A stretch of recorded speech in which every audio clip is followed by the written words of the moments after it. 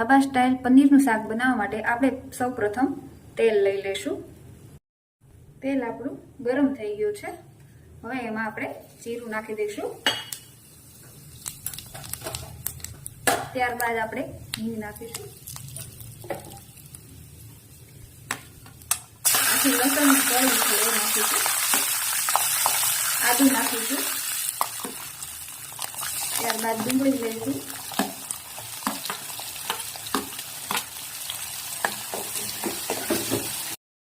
હવે ડુંગળી આપણી સરસ સોફ્ટ થઈ ગઈ છે થોડી। હવે આપણે એમાં મરચાં નાખીશું। ત્યારબાદ ટામેટા નાખીશું।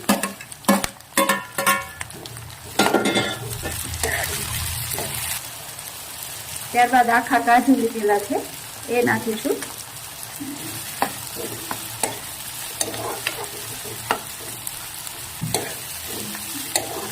હવે ટમેટા સોફ્ટ થાય ત્યાં સુધી આપણે એને ચડવા દઈશું।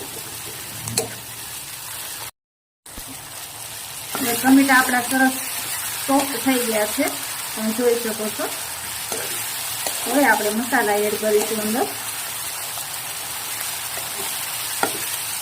આ રીતે ગ્રેવી બનાવીને આપણે જો શાક કરીએ તો ઝડપથી બની જાય છે।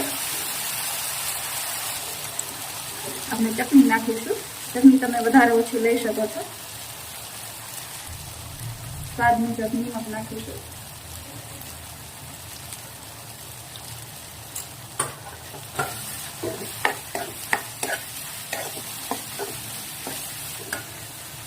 આપણે ખાંડ નાખીશું।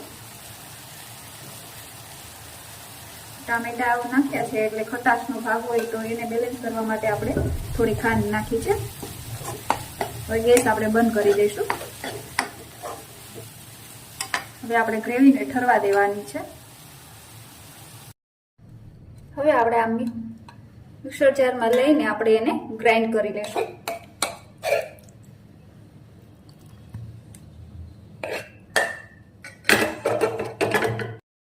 તો આપણી ગ્રેવી છે એ હવે પીસાઈને તૈયાર થઈ ગઈ છે।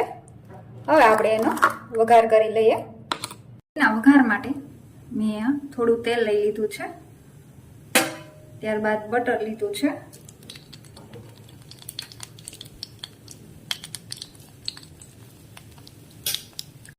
હવે આપણે એમાં વઘાર માટે તમાલપત્ર અને તજ લેવાનો છે અને સિમ્પલ જ વઘાર કરવાનો છે।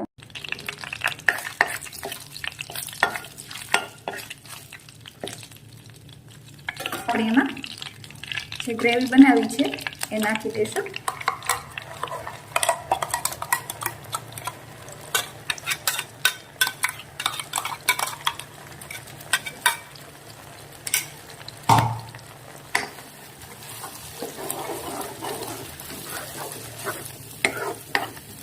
ગ્રેવીને સારી રીતે આપણે ચોળવી લઈશું।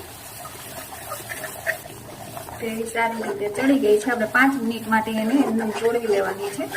હવે ત્યારબાદ આપણે એમાં ગરમ પાણી નાખીશું।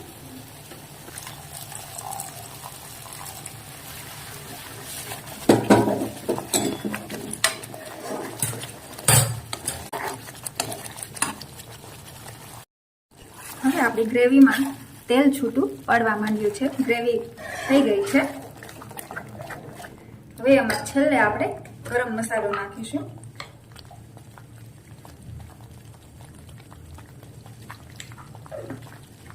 અને સારી રીતે મિક્સ કરી દઈએ।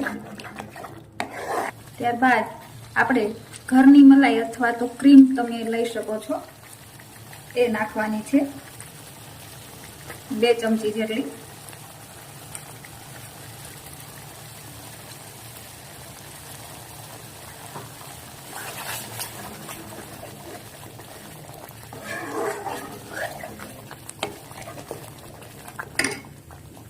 હવે આપણે પનીરના ટુકડા નાખી દઈશું।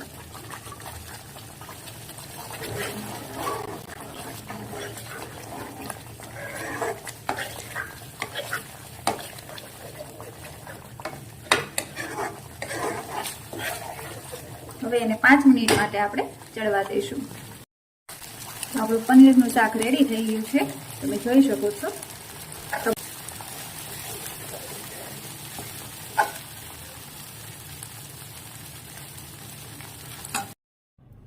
તો તૈયાર છે પંજાબી પનીરનું શાક, જે ઘરે સરળતાથી બની રહે છે. જો તમને અમારી આ રેસીપી સારી લાગી હોય તો મારી ચેનલને સબસ્ક્રાઇબ કરો, લાઈક કરો અને શેર કરો.